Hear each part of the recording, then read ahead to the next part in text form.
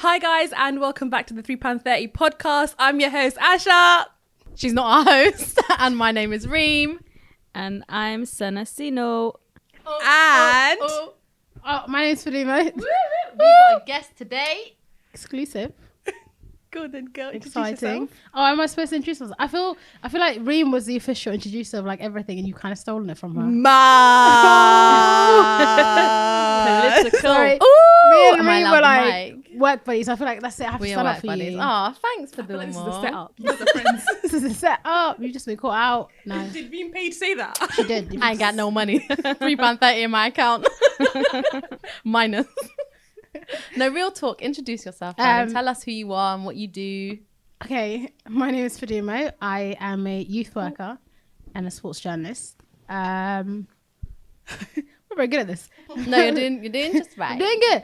Yes, I work for a charity doing youth work, working with young people who are either in care or at risk exploitation, which is hard to work with, but really good and really rewarding one way. And then I do sports journalism on the side. So I did a lot of stuff around the Women's World Cup recently, and do some regular work around the Premier League and the Women's Super League. Amazing. That is amazing. So just quickly, I just want to say that me and Fadumo have worked together for time, But but never really spoke until like... So Reem's way of saying she knew me was like, she goes, yeah, I know her. She's the girl that walks up and down the hallway. And I'm like, yep, Reem, that's me, the struggling why one I that never doesn't know anyone else. I don't know why I never introduced myself. You guys just look so comfortable in your sports team with your tracksuits on. I was just Yeah. like me there with my ripped jeans and looking all crusty and dusty. Yes, I worked for a sports team in the same building that Reem works in.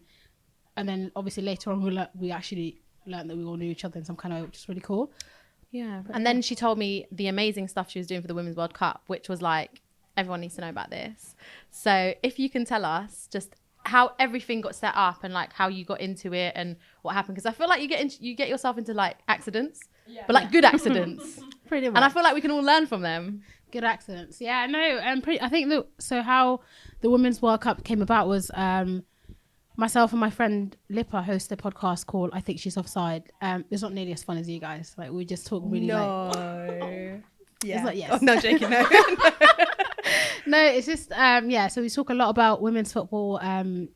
We talk a lot about tennis, sports, loads of different sports basically. And then we kind of made a goal last year that we really wanted to get to the Women's World Cup.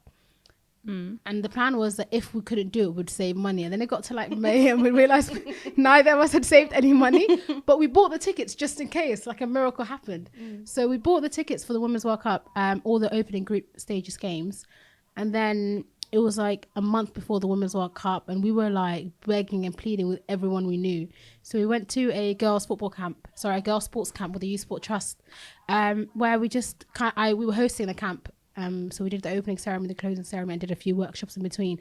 And that's where really the first option was about the Youth Sport Trust kind of hosting us and sponsoring us to go out for the Women's World Cup, which is really cool. And then later on, like a week before the World Cup, Adidas got in touch. We were like, oh, we'll take you. And I was like, That's so sick. amazing. Please take me. Yeah, so that was pretty cool, pretty awesome. So whilst we were out there, we did a lot of like content creating in terms of getting stuff out on social media.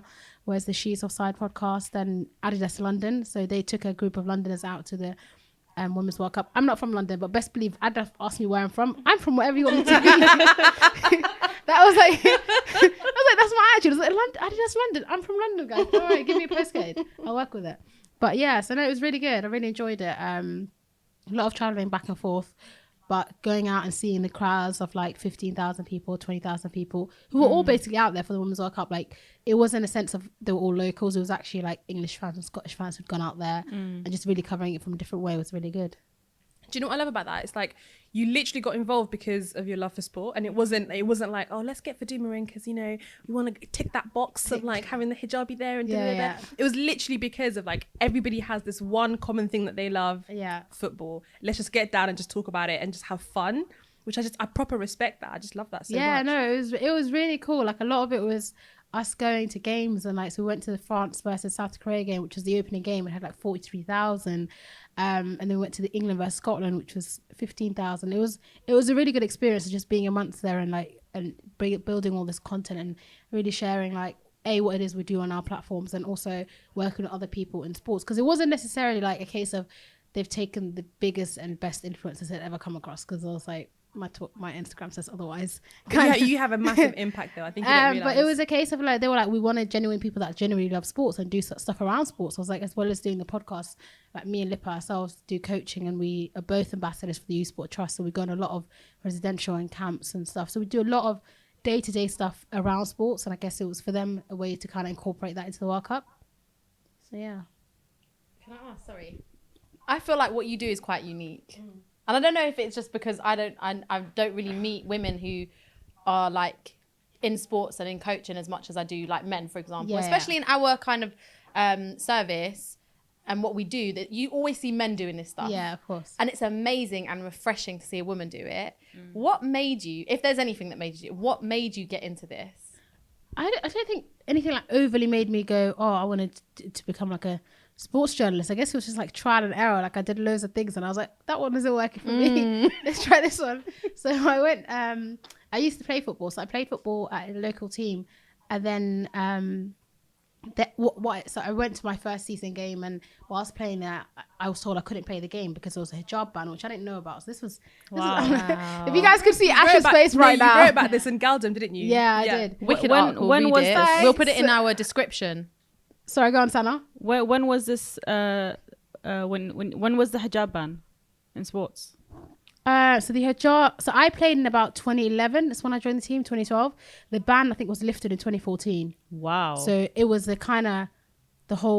was towards the end of the ban. It was when they were reviewing it, but it was at the discretion of the referee and the team. And obviously, opposing team, they can get anyone off the team. They'll do it. Like, so sometimes I would play and sometimes I wouldn't play, and it was just hella awkward. Like, That's so frustrating. yeah, and That I'm is so already like, frustrating. I'm already the only person of color in that team, and then to be like, and then it wasn't like now where you have like so many girls that goes to team. Like you barely had 11 girls that made the squad, and then for you to go, oh, actually, you know what, my right back isn't going to be able to play. That's a big thing. Like the coach's like, I can't take you just for that. And it must also be frustrating because obviously, like when you're a team like that, it's kind of like if one part of the team is kind of like being told that you can't make it, then none of us are going to play. Like that's how I would play it. Like, that's how I would sort of view it. So it was like, did you not feel at any point that there was no solidarity like amongst your teammates? Yeah, now I look back, I feel like, nah, you guys all snaked me. Where was this whole like team effort? To them, like it was frustrating because I guess they didn't see, because they didn't have any Muslims on the team ever. So I guess for them, they were like, it's not a big deal. Like just take off in it. It's for 90 minutes, just play and Just get take it off. Imagine. 90 minutes and get over, done with. No one knows. We won't take any photos. That kind of stuff. So I guess I didn't see like the seriousness of it was to me. So I left the team eventually, and then I just like hated football. So I started playing netball, and then I realized I couldn't actually do the rules in netball. It was too many. How come you hated it? Just because It's just of too all of many the- rules. Have you guys played netball? No, before? I don't play sports, but I don't do shit. I just about walk. But I mean, how come you ended up hating football? Because it was something you enjoyed so much. Was it just like the politics of it? Yeah, I just thought they were hella childish. I was like, no, I'm not doing this anymore. And I don't blame you. Yeah. You're childish. Fucking childish. I think I was like 15 or 16, so that's why I was like, nah, I'm over this. So then I started doing netball. I went to uni, did netball, and then I realized I actually didn't like netball either. And then I guess it was just trial and error. Like I wanted to be a PE teacher, and then I did like 6 months of teaching, and I realized that It's all long. no, not even that. I really enjoy the PE part, but the teaching part I haven't quite worked out how to do. So I guess then I was like, nah, forget this. And then I was like, then I went into youth work, and yeah, so that's kind of how I stumbled into youth work, was because I was like, I've got nothing to do and I need to pay bills. So, That's not how I got into it, guys. Pretty much. yeah. But I respect that. No, Yeah. but this is how it is for so many of us. Like we're just trying to figure out what we want to do, and it's good to keep trying because so many people just stay in the same thing because they're comfortable, even if they hate it. Like you see so many people be like, I fucking hate it. Not like just the field that they're in, but like, no. What is it? Not the job that they're in, but the field. Yeah, There's yeah. a difference between not enjoying the job you're in. But if you're just fully working in banking and you hate banking, it's like Bit of a problem, isn't it? Bit of a why sticky don't you one. explore? Yeah, exactly. that's It's kind of amazing. how I find it. And like, yeah, I'm a big, like massive advocate of youth work. I love it. And I think more people should do it and look into it. I think it's such an underappreciated like profession and undervalued profession in our community, especially considering like the number of young people who are from BME backgrounds that are now in need of youth services, but they don't have anyone to relate to, especially amongst men and women. I think it's a massive thing that people should get into. 100% agreed. Really, like, yes. 100%. She finally has someone to back her. Now you guys back me up. You guys back it. there's lots of people that do appreciate it, but not in the right not in the right spaces, but not in like from top down kind of thing. Yeah, It's exactly. people that are in the community that get it. Bloody Parliament don't, do they? They don't That's understand true. it, dusties. Anyway, what was I going to ask you? I wanted to ask because I feel like, sorry, just back on like how when you said it sort of put you off of playing football because you weren't able to participate in the way that you could have, with them accepting you in your entirety. Do you not feel like maybe not anymore because obviously they've lifted the hijab ban, but do you not feel like there are some girls out there who might feel like intimidated by sport because they feel like they don't necessarily fit in for whatever reason there it is? Yeah, exactly. I think it's a lot. I think it's a lot to go to a sport and to go to a club knowing full well that you might not necessarily have like your parents fall back. And it wasn't because like my parents didn't like football. My parents just didn't want to travel nowhere. Like mom was like, I don't understand. Your school's over there. The field is over there. Why do I need to drive you like half an hour to play more football? She goes, go and play outside. So I guess like Somali mom in it, she's just like not about that.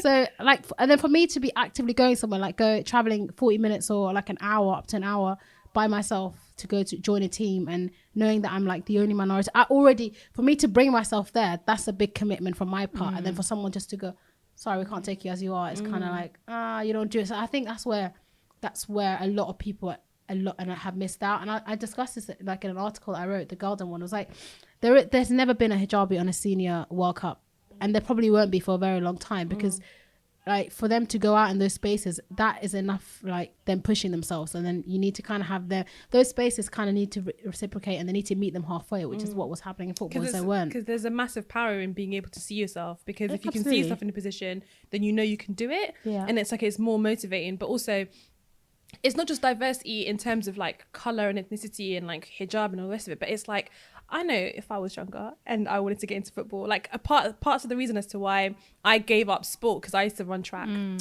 So part of the reason why I gave up sports because I put on a bit of weight. So it's like you feel intimidated going to those spaces where everyone's tiny, super fit, and it's like, I can't do that. Everyone will see my belly jiggling. Like it's like you feel intimidated to even go there. And I guess it's like it's a similar kind of thing that we experience as we get older. Like just going to the gym, you feel like you have to be a certain weight and look a certain way, which makes just no to sense. go to the gym anyways. Because the purpose of the gym is it's for to you lose to get weight. exactly. But you Now, feel can I judged just- because can I everyone's just there with jump their in? 6 packs walking around like giving all that. Yeah. Sorry, Sana. Sorry, I know Sorry, you guys Sana. are like, I don't want to like cut all of you off because I feel like you're all on the roll. But this is exactly my experience when I was growing up. I was a huge football fan, and I've mentioned this before as well. I was not necessarily a fan of football, like watching football, but I loved playing the sport. It was like it was my thing. Before school, after school, during school, everything was football for me. And it got to a point where I was really considering taking it seriously, because at one point, like I think on 2 occasions, I was approached by people from Chelsea women's football team, and they basically asked what I thought of it. And at the time, I think it happened when I was like leaving high school, and also again when I was in college, So part of the reason why I didn't take that route down into football, it was because, number one, I knew that at some point I wanted to wear the hijab, and I knew that it would basically be a dead end for me. So that was a huge part of it. The other part was that I'm super lazy, and I know that you have to run for 90 minutes straight. But mainly, the hijab was like a dead end for me. So from basically just from that thought, I was like, there's no point in me even going towards this, because there's no space for me in that place. That's so upsetting. It is upsetting. By the way, I'm sure I told my mum you were signed by Arsenal. I don't know where I got that from. What? Sorry. It's not even the same team.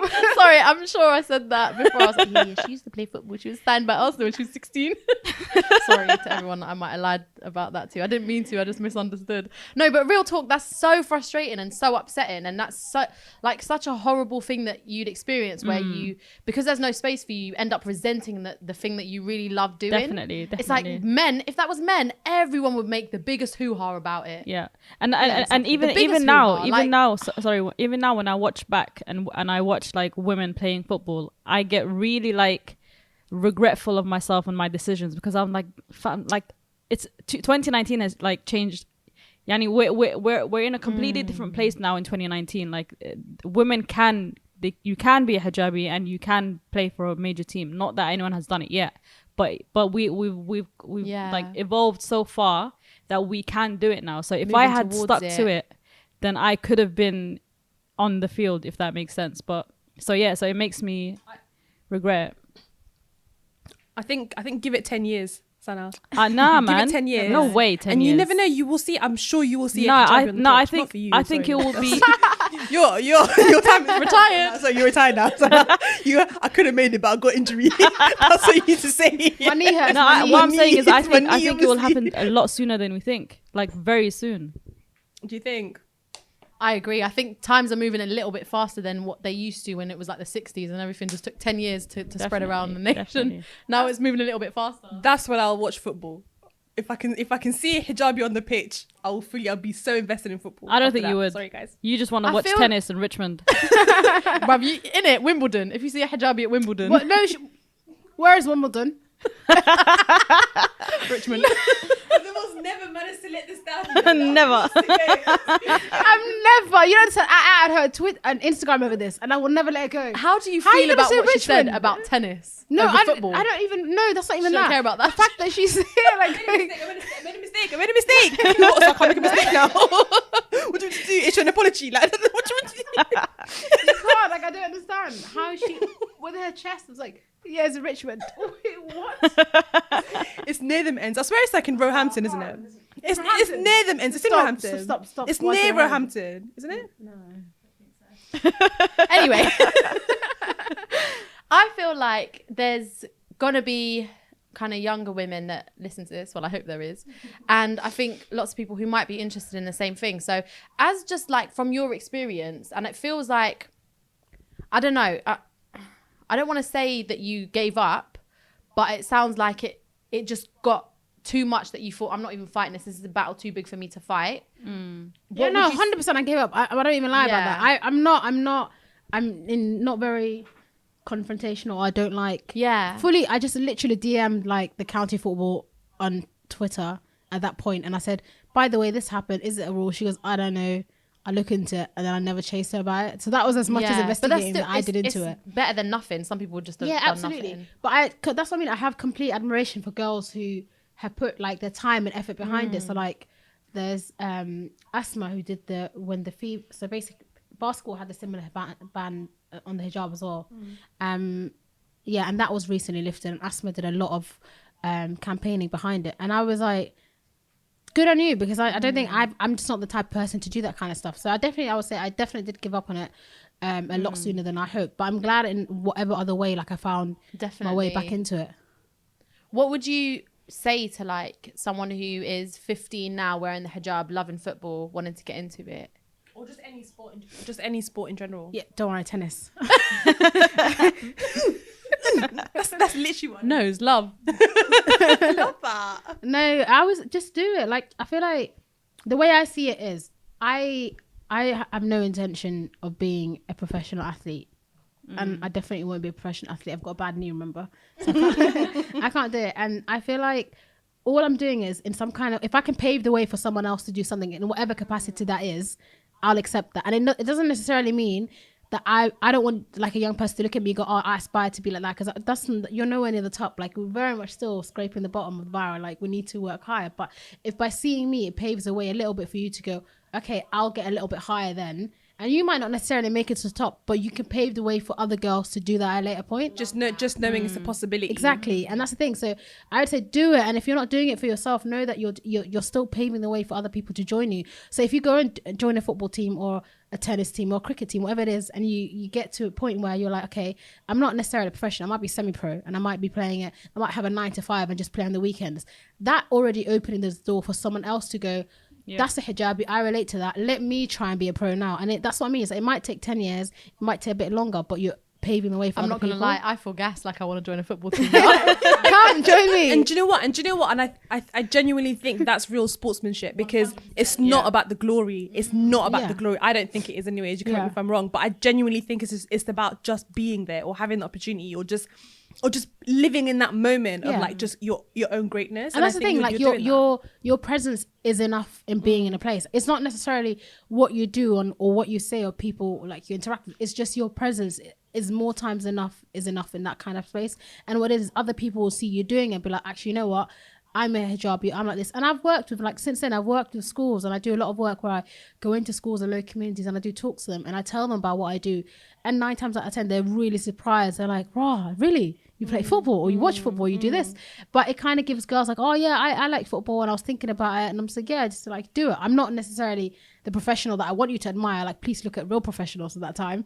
But at least, you know, join it, and then you can start kind of carry that on for other people. Can I just say really quickly, I think even though you're kind of minimizing, I think, your impact, I think you actually have a bigger impact than you even think. I feel like these major campaigns and like public figures are great and everything, but I feel like it's the people that at the grassroots levels that can even just if someone has a dream or even like has an inkling that they might do this, I think you're the person that really sparks it in them and just gives them that little boost to be like, go on then, just try it, let's see what happens. Yeah, I mean, I love that. I think you have a much bigger impact than you think. I hope so. I keep saying to the kids that if one of you makes it pro, please remember me.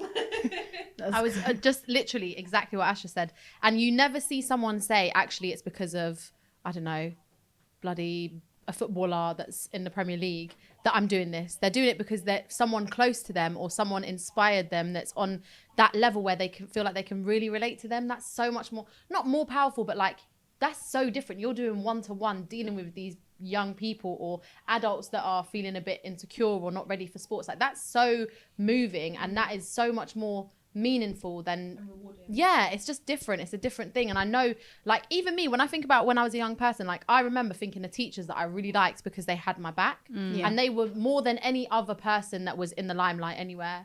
It didn't matter whether they were just teaching in a little dusty community school.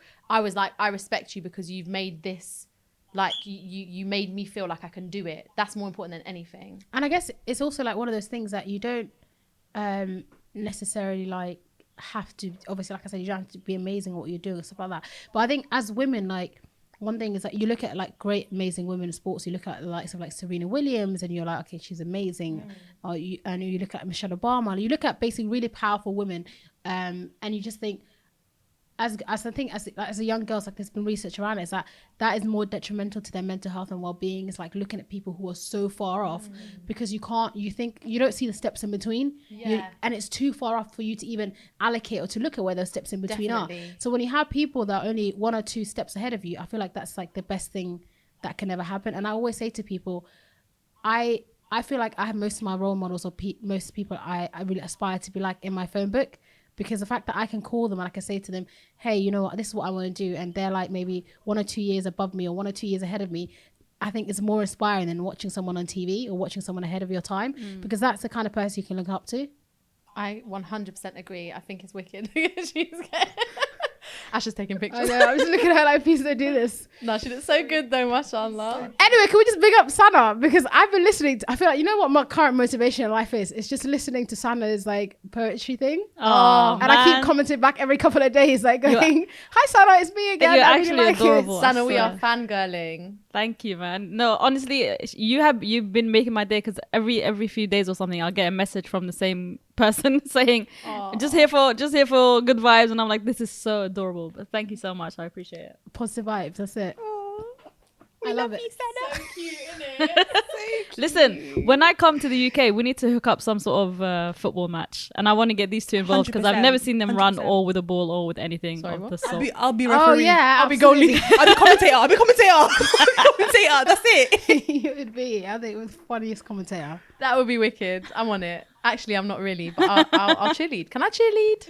Can you cheerlead You have to get football? involved. Can I cheerlead? You Yeah. can start it. Anyone who's on it, Hyde Park one day. 100%. I'm so down for this. She's not on it. She like, no. instantly regrets it. So, tell us a bit about how people have responded to your video. Honestly, amazingly. I assumed when I put that video up, I assumed I would get so much hate because like Why? because Instagram is full. Instagram is full of makeup bloggers, and I follow a lot of them, and they follow me back, and like I just assumed I would get on some people's nerves for saying the things I did. If anyone got offended by that, Sana, it's one of those situations where it's like, you're triggered, yeah, because the shoe fits. You know the ones like yeah, that's true. If you're secure about what you're doing and you know what you're doing and you think it's calm and you don't care what anybody else thinks, you have no reason to be triggered. It's like, no, do you know what? Actually, I do have an impact. I do change lives. Fuck you, Sana. This is my wake up story. You know the ones, yeah. So it's like if you feel a type of way, I don't know if the shoe fits in it. I don't know. Be unapologetic about it, Sana. Like, and I think that's what you did. You had a point to make. You made it. If people cried about it, let them cry. But I don't think anyone really did. To be fair. don't think anyone did. Well, I mean, they didn't. No one cried in my comments, is what I'm trying to say, which is what I expected. And if, in fact, I experienced the complete opposite, which was the people that I thought would be triggered were commenting with positivity and like. Love it. Yeah, it was amazing. Did Hamza comment? Oh fucking hell! This dickhead, you. Tell the listeners about Hamza. I have a troll on YouTube. Shout out Hamza. You know what? Hamza comments on all of the funniest thing is the confidence. YouTube videos, just hating. Oh, should I just go back and trial this and just like? What did you say, Sino? I was just saying that the funniest thing about his comments is just the absolute confidence that he has in his point. Like, it's just insane. They're wrong fact. He goes, you should delete this video. No, delete this but comment. you know, we say that, but do you not find? I don't know about you guys, but I found that people generally are really offended by like things that have nothing to do with them. So I had someone, I must have like reposted something I was doing in a school, and then a week after that, it's a week that I was doing a lot. So, you know, I have a reason to post a lot because I'm busy and I want everyone to see what I'm doing. So it must have been like I was at school, and then I went to do some stuff with Adidas, and then I went on on an event and stuff. I was just like nodding ahead. But yeah. I'm just so proud of you. I just think you're so sick. I don't think you realise how much we just like- really rate you. Can I ask how old you are, Fadumo? Like, that's not Just in a Fadumo. school, changing Yeah, lives, you know. that is a normal being sick, combo. being a superhero. my Tuck God. my cape in. Sorry, guys. Like, come on. No, it's not. But anyway, I must have done like a few things, and then someone went to me, "Rah, you're always doing the most, aren't you?" And I was really genuinely confused. I was like, "Yeah, I am." Like, thank you. trying. Like, I thought I was really positive. He's like, "No, like you need to stop. This isn't for girls and that." And I was like, "Whoa, okay, What's his hey, ad? you're Let us blocked." know. I bet it's Hamza. It wasn't Hamza. I can't remember what it was, but I don't know. I just feel like people generally have a lot of energy to just be negative about things that don't really concern them. Does that happen often when like men do say to you like, "Oh, you're a woman, you're a hijabi," like, you know, like have shame, like relax? I haven't had anyone say it to my face, but I've had like kind of indirect comments about it. They're like, "You're always busy," and I'm like, "Yeah." They're like, That's "Yeah, a but good with thing, sports," I'd and I'm say. like, "Yeah, but with football." And I'm like, just get off your chest. I know it's burning you. Just say it with your chest. And I've had that, and I've had like incidents where people have kind of. I must have, like, I go to a lot of women games, and occasionally I'll get free tickets to men's game, and I'll take a few friends with me, and they're like, "Right, you watch men's football too? But why?" And I'm just like, Yes. Why are they like that? I know. Why are haters like I'm that? just like, all right, I didn't give you a ticket. Like, I get it. But come on, kind of thing. Yeah, I don't know. I just find it a bit mad. I feel like it's usually a lot. Why are you creasing? Because I always miss an opportunity to record a nice little clip. Okay. Sorry. Do you coach boys as well as part of your job? Yeah, no, I do. I coach. Well, no, not anymore, actually. I coach only girls at the minute. I coach an over 16s girls team group, which is good. And then I did a 5 to 11-year-old group, which is also very good. So I That's enjoy so that. sweet. That must be so much fun. Yeah, man. the 5 to 11-year-olds are quite cool because That's so they cute. kind of just get like really confused as to why you're there. At first, they're like, "Where's the coach?" I'm like, "Me." Like, guys, That's this is me. amazing. So it's kind of like one of those ones where you just have to be like, "Oh no, I know what I'm talking about. I promise." So no, I really enjoy it. It's really good fun. Do you have a mixed group? No, I've not had a mixed group before. As in not boys and girls, as in mixed, like, Oh, mixed ability. Yeah, definitely. no, like Oh, mixed okay. Never mind. POCs. ethnicities, yeah. Oh yeah, they yeah. Yeah? I mean, it is Slough, so I feel like you can't really not have mixed Yeah, fair. groups. Fair. So- No, because I don't know, maybe it's just because when I was like really young, we used to play football in the park on Sundays, boys and girls. Like, we were in primary school, and my dad was just like, "No, it's not on anymore." Got to year 6, So when your dad cancelled your club in his head, like, like, not happening. See ya. And then I was like, "Ban everyone. I'm not doing this again." And I got fat. Do you remember? Oh, do you know what? Yeah, PE was a violation. Do you know when? I feel like me and Sana are probably the only ones that enjoyed PE at this rate. No, I I loved used to it. love PE. That's when I used to be active. Yeah, Do you remember like when you didn't have your PE kit and you had to? Oh, No. They used to be like, don't worry, just wear your vest. Because everyone used to wear a vest back in the day, yeah? Just wear your vest. And they used to give you these dead joggers all the time to you, just chill in your underwear. It was long. I remember there was kids like playing in their primary school, because obviously no one really gives a shit. But it's like, in your vest and your underwear, chapping conditions outside, having to run. Like, no. PE was a mission. But that's where I learnt my love of sport and like, yeah. But then I got asthma and then that was it. My career was done. No, I reckon it's cool. I liked it. And PE for me, how's PE in school? PE in school was all right for me. Like, I was that freshie that arrived into the country. When I was in year 5, yes. Year 5. So like gang. Wow.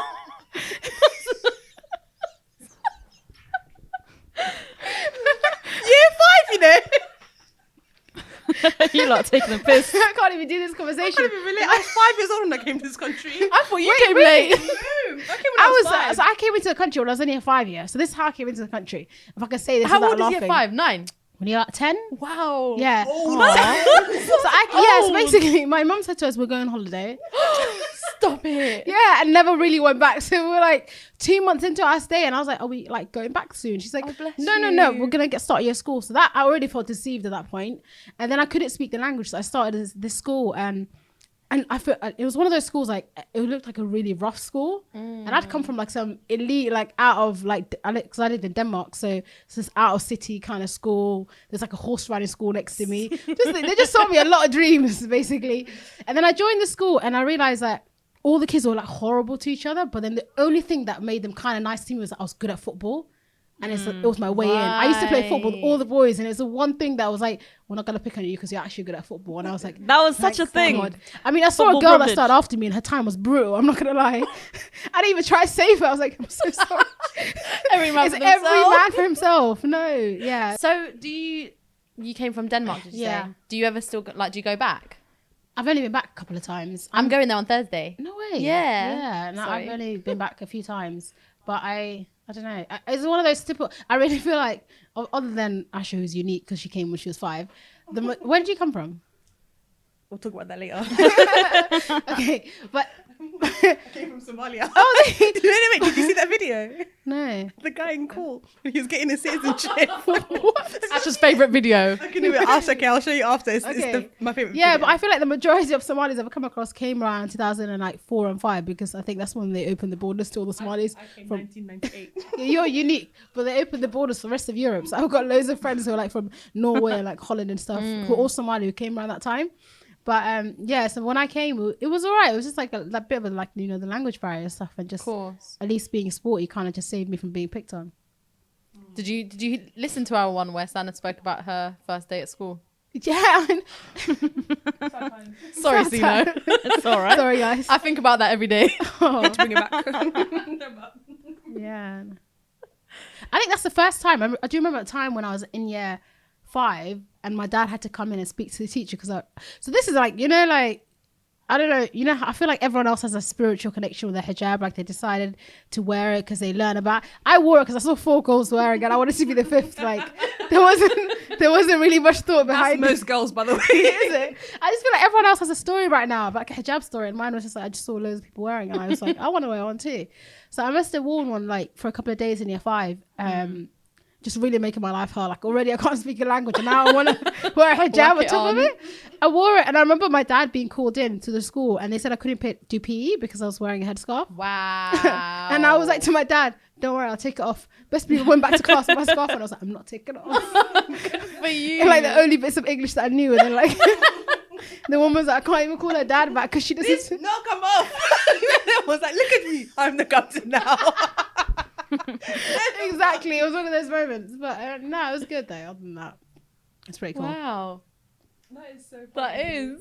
I feel like I can't relate, man. Sorry, guys. It upsets me. I want a story. You can relate. I can't, bruv. You can relate because I remember, when I was younger, when I first got my ears pierced, they tried to tell me that I can't play in PE. I can't do PE unless I put plasters over my ears and or take my earrings out.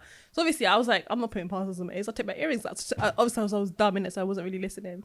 took my earrings out, came home. Obviously, they're blocked. Yeah, but the next day, mum was vexed. Yeah, I listen to these people for da-da-da-da. So you can relate to that sense because didn't you ever get told about your earrings? No. Nah, sorry. Because basically, because mine were pierced so young, so they never got blocked. Solid. No, I meant about like coming to the country. Oh, I don't have no fun stories. she was born in Paddington. St. Mary's. Oh, so isn't it? Get it right. So can you hear us? No, she can't hear shit, bless her. I'm trying to make out what you guys are saying. Oh, see, no. It's all right. It's all right. Just keep it going. Keep it town. going. Next week. No, but for them, you down to hang out on Sana. Yeah, Sana, that's it. Shout me. I need to hear that poem like face to face. I just need to You got it. perform. I just You need to got stare it. at you to like watch it. That's it. Do you listen to spoken word or just like? I do. I like it. Do you like it? Yeah, most of the time. No, I feel like okay. Some of it is really deep that I feel like it's just good. Like, don't use big words like that. I don't understand. So some of it I feel like is really deep and it just flies over my head. But I do like listening to it sometimes. I proper hate spoken word. I hate poetry in general. I hate it. I completely hate it. Yeah. Sana, she's a different level though. I don't know why, but I just feel like Sana's poetry and like all of her pieces that she's ever done, I've always enjoyed every single one of them. There's not been one where I was like, fucking in that. Like, No, I feel like that's just because you like me. No, wallah. I feel like even if I didn't know you, I would proper rate your stuff. Yeah, no, I was showing it to people. So, Sana, this is like, so basically, I was with my friends and I was like, please watch this. And she was there. And it was a group of us. So they came. I'm at home alone at the minute. So my parents have gone to Somalia and my siblings. So my friends came around. I don't know, mate. Honestly, it's a struggle. I didn't know. Cleaning a 3-bedroom house by yourself is hard. Long. Do you know what I mean? Not the struggle you went. It's that. It's just the food. Oh, mate, I realize I can't do this whole like. It's long. You know, like this is a test of living out. I don't know if you guys have lived out before, but I really decided I'm not here for that independent lifestyle ever. It's long. No, I'm okay. I'm okay with being at home. And, Sorry, Sana. Sorry, Sana. But yeah, so it's just that's the minute. So my friends came around and they felt sorry for me, bought some food, and we were watching it. And they were like bigging up. That's so sweet. Too. And I was like, see, guys, I'm telling you, poetry's good. And can I just say, Sino, I saw you perform before I met you. And I Really? was like, she's very, very good. You made me cry. Yes. The Iraq one, I assume. My name is Yeah. not Iraq. Got emotional.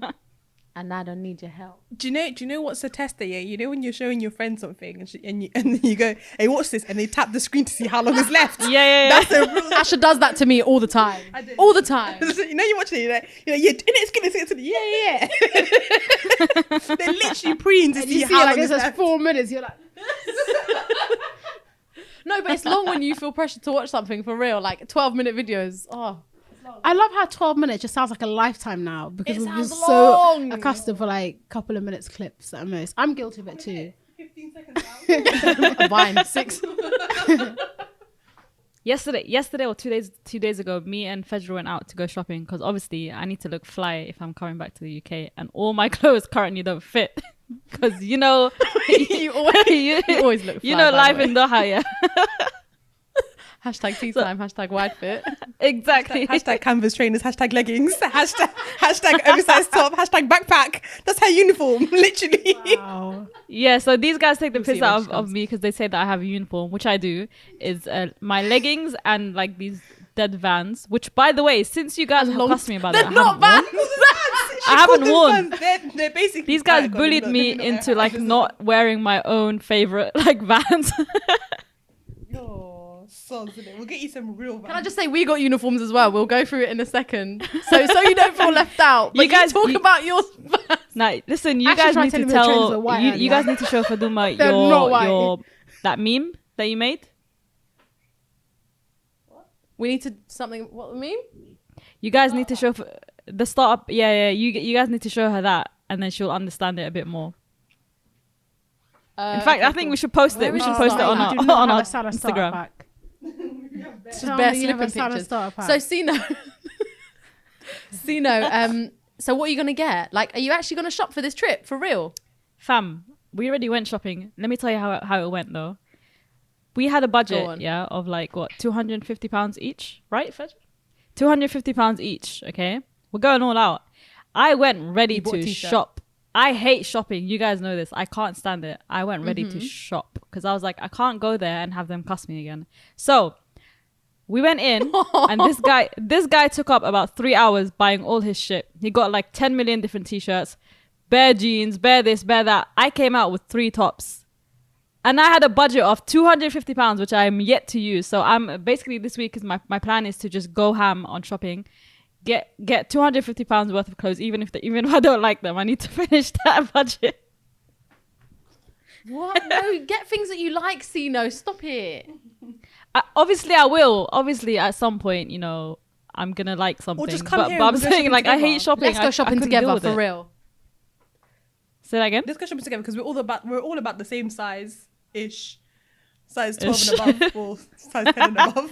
18 plus. You and Sana. She called me a size 10. Lol. No, Sino, real talk. Save it for when you're here. Come on, and then we'll just do a shop. Now, do you know what? Literally, we'll thing wear the is, exact same there's, thing like, that you wear on a regular basis. I The reckon thing this is- is what I think you guys should do. So you guys Go should on. have an event where you all dress like Sana, and then you all. Okay, might be a problem for you because That's Halloween. no. Okay, fine. Or you all dress like each other, like one person dressed like the other person, and then you get Sana to do a spoken word. I'm there. I'm buying it. Where's the link? Oh, do you know what? Give That me would be the so much Eventbrite fun. link and No, I'm but we buying it genuinely want to do today. like a link up. Yeah, do it. I'm on it. I'm gonna say what Asha's starter pack is. Go on. These dusty white Converses. They're not white. These dusty grey Converses, off-white. Them usually like mama jeans or them leggingy things if it's at my house. Wow. A hoodie and a turban. Me, sliders, tracksuits, and one of them Primark black shirts. It's always black. Always black. Yeah, exactly. Boots as well. When Reem dresses up, it's always black. That's her dress up. True. I'm getting a bit better, you know. I know. I like it. I think it's nice. Thanks, Sino. Oh, love I'm you. so I excited love to you, see you. Go on. Say something, I Asha. said I'm not excited. Asha's way of showing love is by acting distant. I just want to throw out there, like, you know, Asha's Somali, I'm Somali, so I just feel like this is a really good replacement you've got going. So just saying.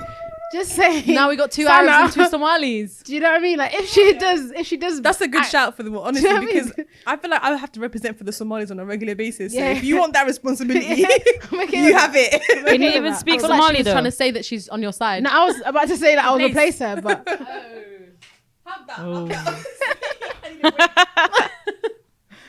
put you on shift. You've done your shift. Did you hear Thank you. Sana's no, not her laugh. Did you hear her going for you? Oh! Camus. Do you get a lot of grief over that, not being able to speak Somali? I think I get a lot of grief for it, but it's like it's expected because I think people sort of look at you like, oh, look at all the Asian kids, they were all born here and they can all speak their languages. I don't think I've met even one Asian kid that can't speak their language. They always are fluent. Yeah, you do get a lot of hate, but it's like I think because of the way that my mum has raised me to like not really give that much of a shit. Yeah. So like I always have that backing. Like my mum will always say, "Did you see your kid the other day?" Like she'll back me. I love it. She'll back. But also my mum is half Arab, but she can't speak Arabic, so she Yeah. gets it. Do you know the ones where it's like she knows how like disrespectful it is for someone to kind of parent you and you're not my parent.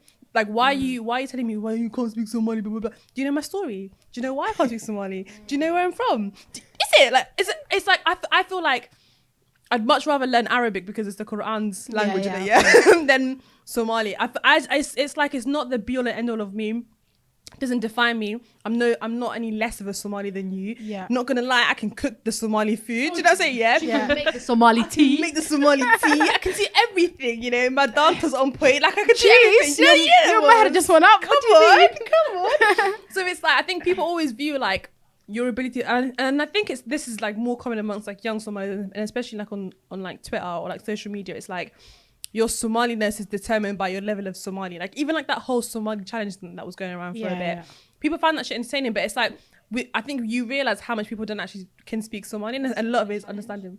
It's like say for example, someone says, "Oh, how do you say battery in Somali? How do you say table in Somali? How do you say like weird shit like contracts?" But it's jokes because you realize actually a lot of people can't speak Somali that well. So that's it's true. like, can you actually speak Somali? Like, so it's a weird one for me because I'm not fussed by it. Yeah. What about you guys being Arab? Do you get like the same? Is it the same in your culture in terms of like if you speak, I don't know if you I do. think same with any ethnic minority, I think we all get I it. agree, yeah. And my Arabic is poor. I lack a lot of confidence in my Arabic, and I always everyone goes, yeah, she's English. She's English. She was born here. She's English. She's English. And I'm like, okay, cool. I'm English then, innit? Like Sana can't relate. She's fluent.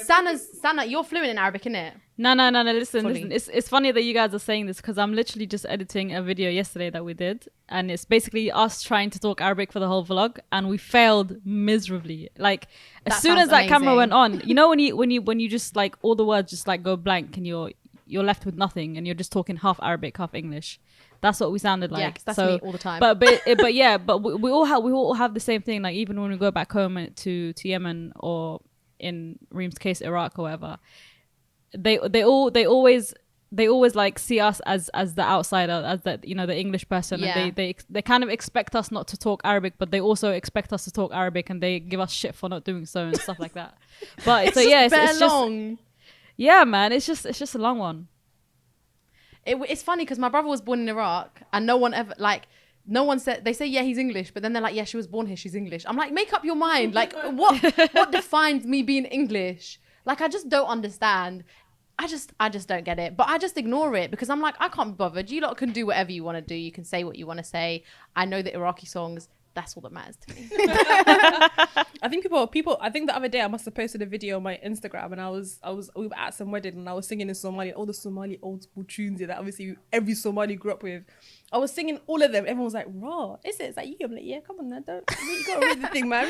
Like, why are you surprised though? Like, why are you surprised? You don't have to fully speak a language all the time to have an understanding of it. Like, I understand Arabic perfectly. It's not a problem, and my Arabic is all right. When I'm in Iraq, after a week of being there, my Arabic is on point. I'm just not in an environment where I'm Exactly. speaking it all the time. Yeah. I kind of hoped moving to Doha it's a would give me that environment, give me that space so I can talk Arabic even more. But like you guys saw when you're here, you don't need to speak Arabic English. whatsoever anywhere. Like everywhere is just English. Yeah, no, I guess at some point like it's really important and really valued to speak your language and stuff. But I think when you grow up between two different cultures or two different countries, it's hard because you've got to know enough English to not be the freshie at school, and also know enough Somali to not be your own freshie at home.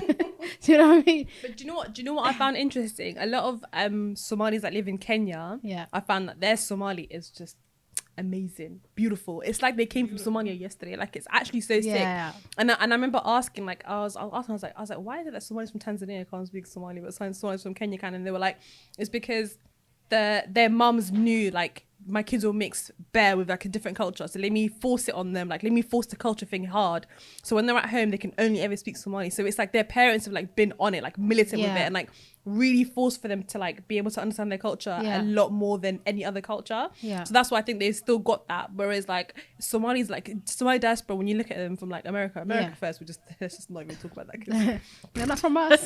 people say Somalis in the US they do wudu with Hennessy. It's mad.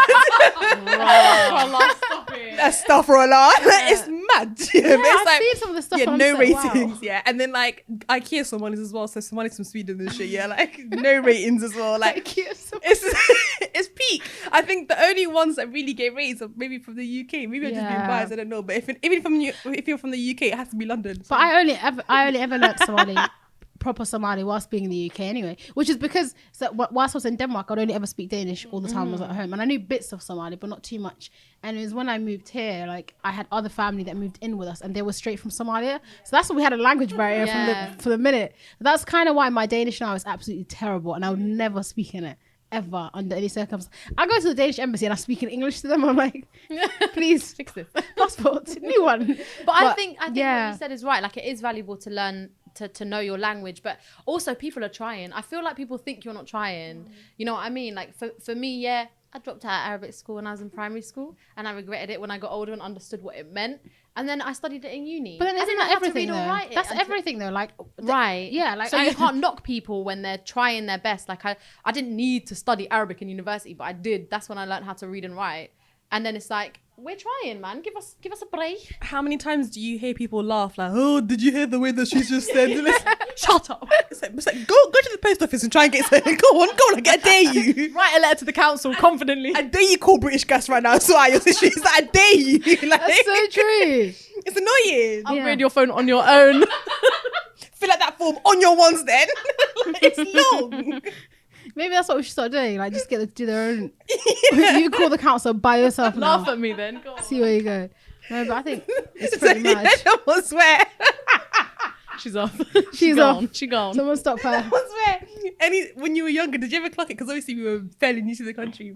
Anytime a white person would knock on the door, it's all like fucking panic. Yeah. And they get to the door, they're like, hello, hi. 5 minutes ago, then when you were getting a belt to your butty, like, I was just like, where's that energy? It's all long. It's all long. My mum, for the longest time, well, she was calm though, to be fair, because so when we came to this country, we didn't speak any English, no English, everything, yeah. My mum, she went to school, she spoke English, so she was holding down for everyone. So I, alhamdulillah, have never had to like fill out a form, never had to cooperate, I never had to grow up basically like faster than anybody else. So I'm really, really appreciative of that. But whenever for some reason she was just not confident with her English, so whenever those English teachers, hello, like, suddenly she has an accent. My mom doesn't have an accent. You know my mom, like, hello, yes, she's a good girl. Aww. No, but you say that. Do you know how to feel? Like, I think growing up, my mum might not understand English, but best believe she can understand when I'm being told off. Yeah. She has an ability to understand all of that. Like, you know, like those teachers, like you have to go around all of them for parents' evening, and you're just like, I used to have like the sandwiching method. Like, I'll just take her to like PE first, and I'll take her to maths because I was really good at those two. Yeah. And I knew the reports would be good, and I knew the reports would be terrible for everything else. And then ended on high. It never used to work ever. I would be like, yeah, mum, do you remember that? You know that history, like geography teacher said I was really good. She goes, yeah, you know that English exam you failed. I'm like, you can speak English now to understand that. Of the selective English that you understand. What is it? But I think, I think it's funny. I literally spent 40 minutes on the phone to EE yesterday trying to haggle for my mum's upgrade. It's actually so tiring. Yeah, it's mad. Do you ever think that if your parents like, do you ever think if like our countries back home were like just tip top, like my mum would be so savvy. I feel like all of our parents would be super savvy. Yeah, like definitely. we'd be like on mad levels. Yeah. If we were just back in our own ends, except when we come to those countries, like go back to your fucking country. And it's just like, I wish I could. Did you not see that stuff that Donald Trump was saying about going back to your own country, about it's disgusting. Ilhan Omar and all the other congresswomen? It's mad because it's like, it's so evident that he doesn't have a problem with refugees. He has a problem, or like anyone that's like a migrant or anything like that. He has problems with refugees that happen to be people of color. Yeah. Like if you're anything that's not white, he hates you. Like look at his wife. His wife is a migrant. I was about to swear. I've been swearing so much in this podcast. Sorry, Nathan, cut it out. So then, but it's like he has a problem with like women, and so when you look at the squad, the congresswomen, they're all people of color, and they're all women. So it's like they're the things that he absolutely hates. And what I love about them is the fact that they're really pushing back.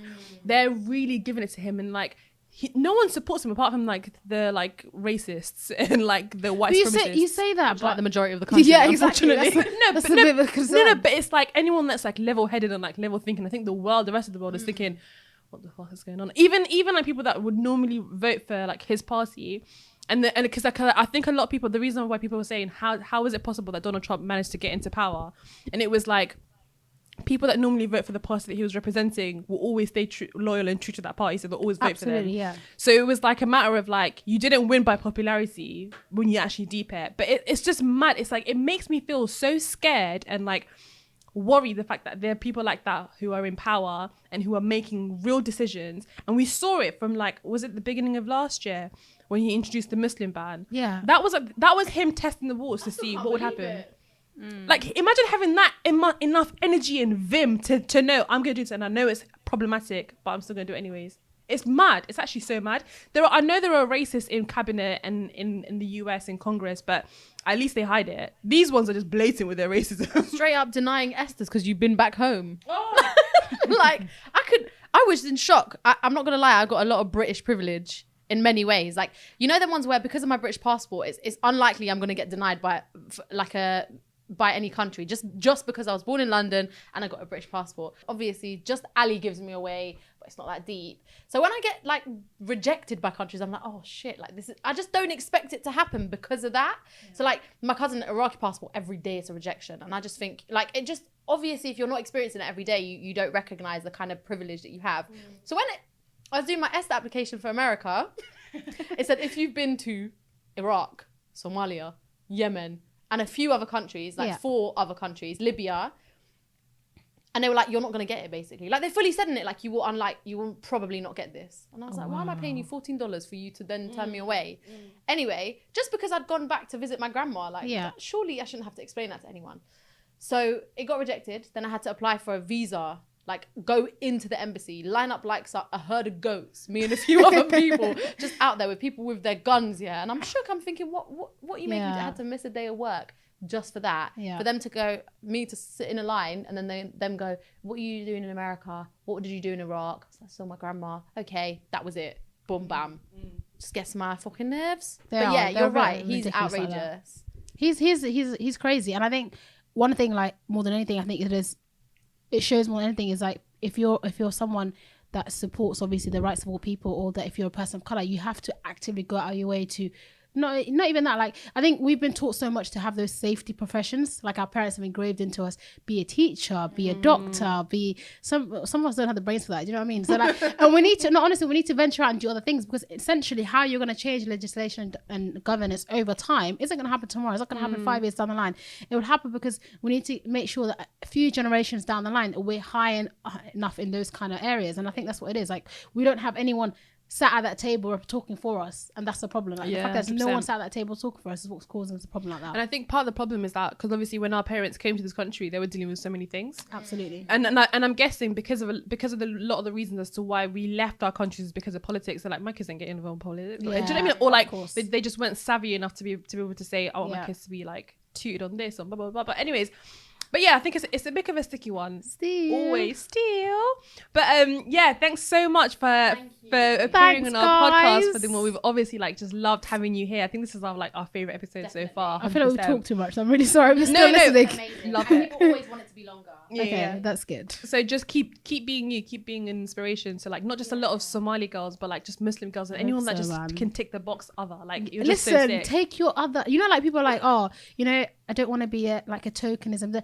Just be a token for now. For now, take your token place, own it, that flag bravely, and then later on, you know, you make the one thing I always say to people is like, don't be selfish in the fact that you're in that space. Know that like by being in that space, you have the power to make space for other people, in the sense that just bring that ladder down for other people. Don't be selfish, because otherwise it's gonna burn out with you and it's gonna die with you, and it's all a bit pointless. But now it's been good, man. Thanks for having me. Yeah. And on that note, on those words of wisdom, well, I think we'll end it here. So thank you so much for like featuring on our podcast. If you want to keep up with us, we are available on all platforms except for SoundCloud. Sorry, SoundCloud, but we're not about that live. We ain't DJs and shit.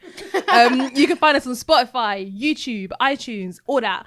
Follow us on Instagram. We are at £3.30. If you want to keep up with me, I'm Asha every day. Sana, unfortunately, the connection cut off, but you can find Sana out on Sanasino on Instagram with 2 eyes, and the same goes for YouTube.